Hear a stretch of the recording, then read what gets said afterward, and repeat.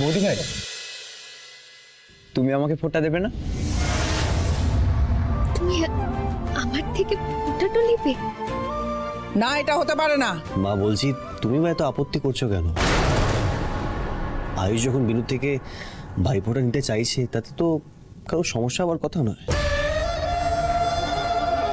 না মানে ক্রিস বেটা, আমি একটা অন্য কথা ভাবছিলাম। যাকে যাক, ওসব বাদ দাও, তুমি ওসব বুঝবে না। বিনু, ঠিক আছে, আয়ুষ যদি তোমার কাছে ফোঁটা নিতে চায় তুমি দিতে পারো।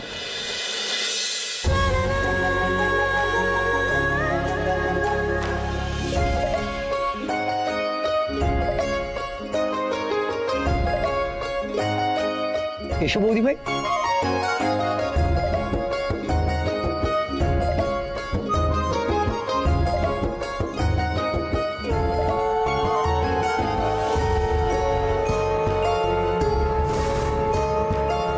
ভাইয়ের কপালে দিলাম ফোঁটা, জমের দুয়ারে পড়লো কাটা। যমুনা দেয় জমকে ফোঁটা, আর আমি দিই আমার ভাইকে ফোঁটা।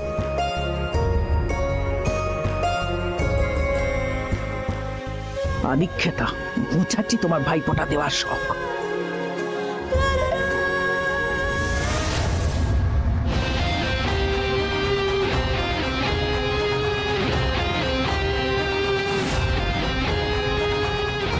বিনুকে দেখলেই আমার এই ইমেজগুলো আসছে কেন?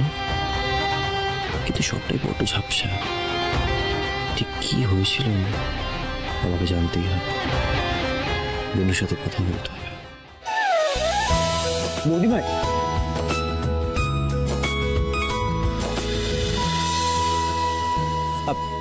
বৌদি ভাই, আমার তো একদম মাথায় ছিল না যে এখন তো বাড়িতে একজন দিদি আছে আমার। আমি না কোনো গিফট কিনতে পারিনি তোমার জন্য। সরি, কিছু মাইন্ড করো না। দিদি হিসেবে ভাইয়ের থেকে অন্তত এই 1000 টাকাটা নাও।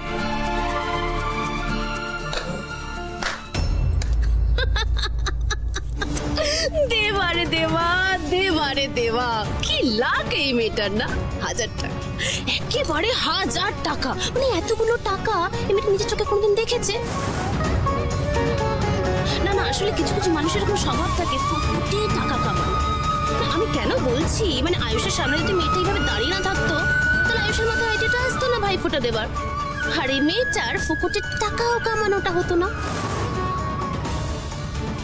চন্দনা, কিভাবে কথা বলছো তুমি? আর এটা তো ভাই বোনের ব্যাপার, এর মধ্যে কেন নাক গলাচ্ছ? ছোট ভাই, তুমি আমাকে দিদি হিসেবে যে সম্মানটা দিয়েছো, সেটা পেয়ে আমি খুব খুশিটো বটে, খুব আনন্দ হয়েছে। তবে এবার কিন্তু তোমাকে দিদির একটা কথাটা শুনতে হবে। হ্যাঁ হ্যাঁ, বলো না কি গিফট চাও, আমি নিশ্চয়ই দেবো তোমাকে। 1 টাকা আছে?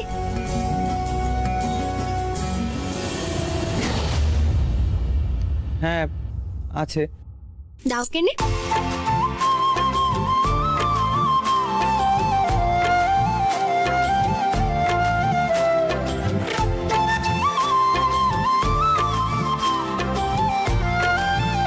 ছোট ভাই, এটা যেমন 1 টাকা বটে, তেমনি এটা 16 আনাও। আজ আমি আমার 16 আনা ভাইটোকে পেয়েছি, আর সেই কারণে আমার মনটাও 16 আনা ভরেটো গেছে। শোনো না ছোট ভাই, বলছি যে তুমি ওই 1000 টাকাটা নিজের কাজটাতে রেখে দাও। সে কোনো যদি গরিব দুঃখী মানুষটা থাকে, তাদের কিছু কিনেটো দিও, কেমন?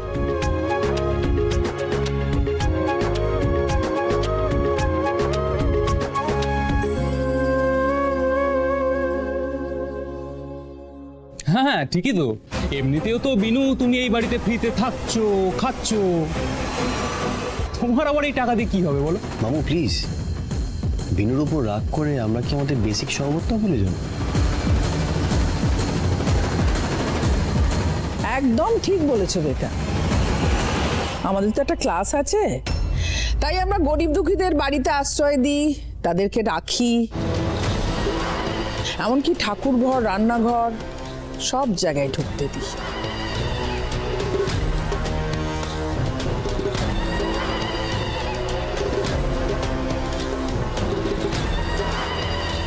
নতুন ভাই পাতালে ভাই তোমাকে 16 আনা দিল, তুমি ভাইকে কি দেবে? হ্যাঁ সত্যি তো, আমারও তো ছোট ভাইকে কিছু দেওয়াটা উচিত। বলছি যে ও ছোট ভাই, তুমি আমায় বলো কেন তুমি কি খেতে ভালোবাসো? আসলে আমার তো কিছু কিনে দেওয়ার সামর্থ্যটা লাই তোমার, তাই আমি তোমায় রান্নাটা করে খাওয়াতে পারি। পাঁঠা।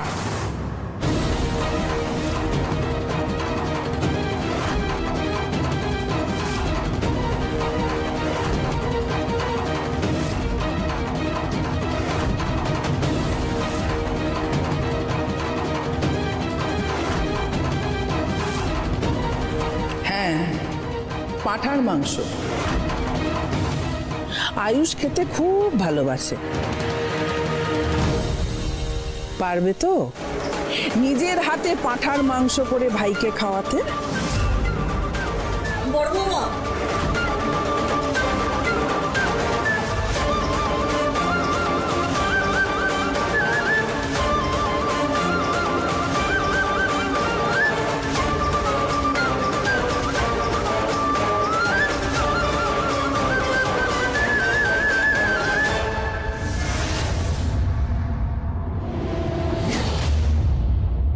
পারবো কিনা মইনিমা?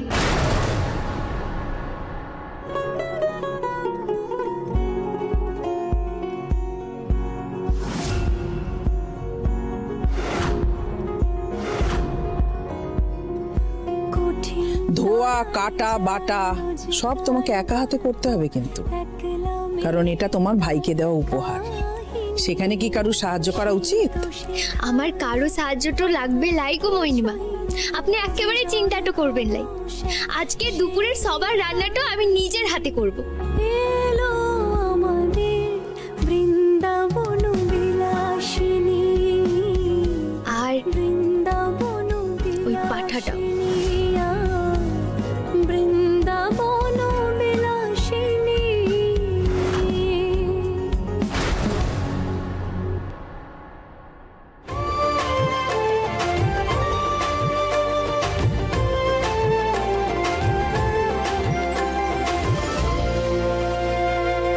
ছোট ভাই, এই যে তোমার ভাইফোঁটার উপহারটো বটে, তোমার প্রিয় পাঠাটো।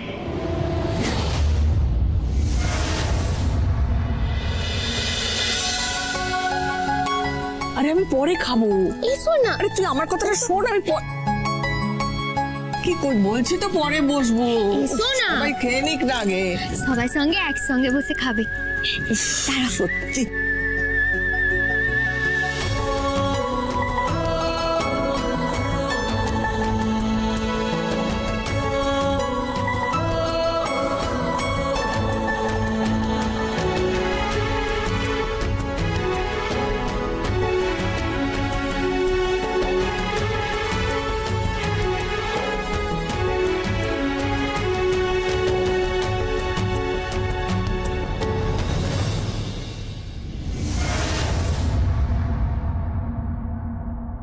কি করবি তুই?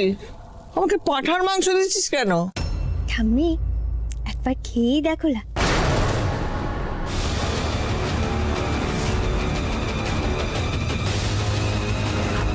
এটা কি করছো তুমি? তুমি জানো না ঠাম্মি মাছ মাংস খায় না? জানি তো সৌরে বাবু, তবে এর মধ্যে মাছ মাংস কিচ্ছুটো লাইকো।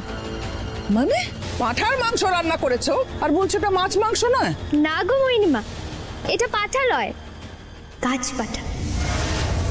সুরের মায়ায় যার কৃষ্ণ রাধার প্রেম, লক্ষ প্রাণের সে বিনোদিনী, সেই তো শেখালো তফাৎ কিছুই নেই, যে জন ঘন শ্যাম সেই। গাছ পাঁঠা মানে? সেটা আবার কিরকম পাঁঠা? এচোর গো এচোর, সে আমাদের গ্রামে এটাকে গাছ পাটাটো বলে। আসলে সৌরি বিবি, সে আমি তো মাছ মাংসে হাতটা দিলাই, আমি মাছ মাংস কি করে রাঁধবো বলো? তবে ছোট ভাই আজ ভাইফোঁটার দিনটোতে আমার হাতে পাটার মাংসটা খেতে চেয়েছে, তাই জন্য আমি এই এচোরের কোপ্তা কালিয়াটো রেঁধেছি। এটা মাংস না এঁচোড়, বোঝাই যাচ্ছে না, এত ভালো হয়েছে। তার মানে তুমি আমাদের সবাইকে ঠকালে, পাঁঠা বলে এঁচোড় খাওয়ালে। বৌদি এত রাগ করছো কেন শুধু শুধু? আচ্ছা মিথ্যে কথা বলেও যদি এত সুন্দর একটা রান্না খাওয়া যায় তাহলে ক্ষতি কি বলতো? হ্যাঁ, সৌরে বাবু, আপনার ভালোটা লেগেছে তো? আমি কিন্তু বেশি তেলটা দিলাই। ভালো হয়েছে।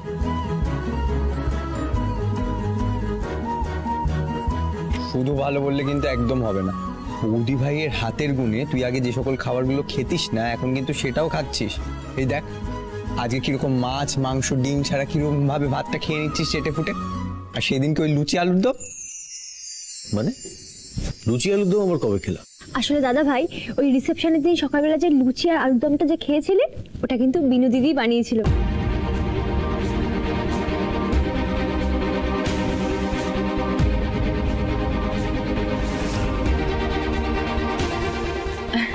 আসলে কি বলতো, বিনু তো গ্রামের মেয়ে না, ওর তো আর পড়াশোনা করা চাকরি বাকরি করা এগুলো কোনো দরকার নেই। ওর কাজ হচ্ছে রান্না করা, বাড়ির কাজ করা, সেগুলো শিখে রেখেছে। As simple as that. না রুক্মিণী, রান্নাটা আসলে একটা বেসিক স্কিল, এটা সবারই একটু আধটু জেনে রাখা দরকার, সেটা গ্রামেরই লোক হোক আর শহরেরই লোক হোক। আসলে কি বলুন তো সৌরে বেবি, আমরা মেয়েরা হলাম মায়ের জাত, তাই আমাদের তো সব রকম কাজটা শিখে রাখা উচিত। সে ঘরের কাজ বাইরের কাজ সব। 10 হাতে সমস্ত পরিস্থিতি আমরা যদি সামালটা দিতে পারি তবেই না আমাদের জীবনটা সার্থক। যত সব বস্তা পচা পুরনোপন্থী কথাবার্তা। আর এখন তো এই বাড়ির লোকজন এই মেয়েটার কথায় নাচবেই। ঠিক আছে, এখন ছেড়ে দিলাম, এর জবাব তোমাকে আমি পরে দেবো। এই দাদা ভাই, আজকে কিন্তু আমরা রাতে বাইরে খাবো, ডিনারে যাবো। হ্যাঁ পায়েল, কি বায়না করছিস? যা যা রান্না হচ্ছে তাই খাতো। আচ্ছা পিমনুকে কেন বকছো বলো তো? আজকে আমি ট্রিট দেবো, চল।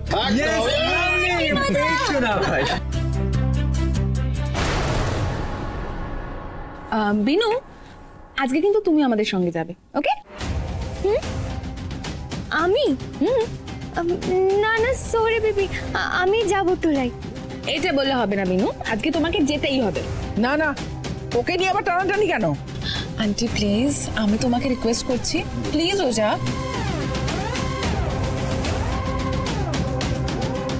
প্লিজ ওকে যেতে দাও আন্টি, আর একদম চিন্তা করো না। আজকে ওকে আমি এতটা অপদস্থ করবো না যে কৃষ অপমানিত হয়ে নিজেই ওকে ঘর থেকে নামাতে চাইবে। I promise.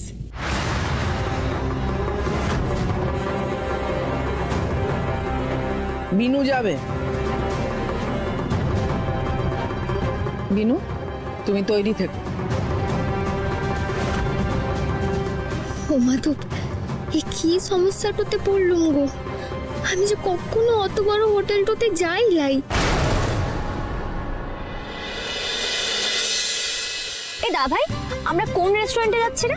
আমি কিন্তু চাইনিজ খাবো, আগে দিয়ে বলে দিলাম। এই না না না চাইনিজ না, চাইনিজ খেয়ে কিন্তু বোর হয়ে গেছি দাবাই। দাবাই কন্টিনেন্টাল খেতে যাবো, চল। এক্স্যাক্টলি, না না না পায়েল, কন্টিনেন্টালটাই খাই বিকজ ক্রিশের কন্টিনেন্টালি পছন্দ। তাই তো ক্রিশ?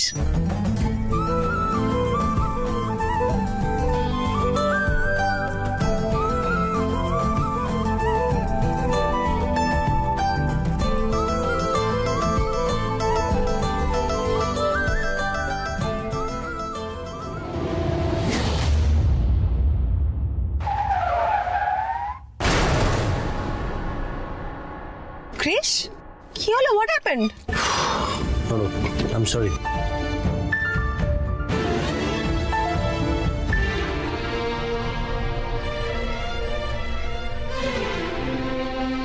এদের কেমন যেন চেনা চেনা তো লাগছে বটে।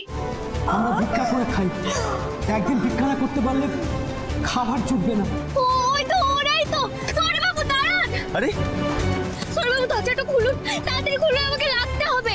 দরজাটা খুলে দিন। আরে ব্যাপারটা কি বলো তো? সৌরে বাবু আসলে কি হয়েছে বলো তো? এরকম রাস্তার মাঝখানে সব কি করছো তুমি? না না সৌরে বাবু, ওই যে দুজন ভিকিরিকে দেখছেন না, ওরাই সেদিন আমায় ফাঁসিয়েছিল বটে। ওরাই আমার গাটোতে সে চোরের বদনামটা লাগিয়েছিল। কিন্তু সেদিন তো মহিলাটা পোয়াতে ছিল, আজকে ওরা দুজন স্বামী স্ত্রী কি করে অন্ধটো হয়ে গেল বলুন দেখি। মিনু একটা কথা বলি, যা হবার সেটা সেই দিন হয়ে গেছে। এখন আমরা সবাই খুশি মনে ডিনার করতে যাচ্ছি, কোথায় এনজয় করবো সেসব না করে তুমি বাদ দাও না, ছাড়ো সব। চলো চলো গাড়িতে ওঠো, আমরা বেরোবো। সৌরি পিপি, আমি এত সহজে ঘটনাটা ভুলেটো যেতে পারবো লাই। সে আমরা গ্রামের গরিব ঘরের লোকটা বটে, আমাদের গায়ে চোরের অপবাদটা লাগা মানে সে মরে যাওয়ার সমান। সরি পিপি, আপনি এসব কিছু বুঝবেন নাই। ক্রিস প্লিজ বোঝাও ওকে প্লিজ। দা ভাই, আমি কিন্তু বৌদি ভাইয়ের পক্ষে, ওই কালপ্রিট গুলো শাস্তি পাওয়া উচিত। সোরে বাবা আপনিই ভাবুনলা, সেদিন হয়তো মোহিনী ভাইয়ের নামটা না হয়েছে বলে সেই পুলিশ অফিসার আমাদের ছেড়েটো দিয়েছিলেন, কিন্তু কিন্তু আমি যে চুরিটা করিনি সেটা তো প্রমাণ হয়নি। যখন হাতের সামনে সুযোগটা রয়েছে তখন আমি চুপ করে চলে তো যাবো। সোরে বাবু, আপনার সঙ্গে যদি এই অন্যায়টা হতো আপনি পারতেন। কি বলছে মানে? বিনু ঠিক বলছে রুক্মিণী।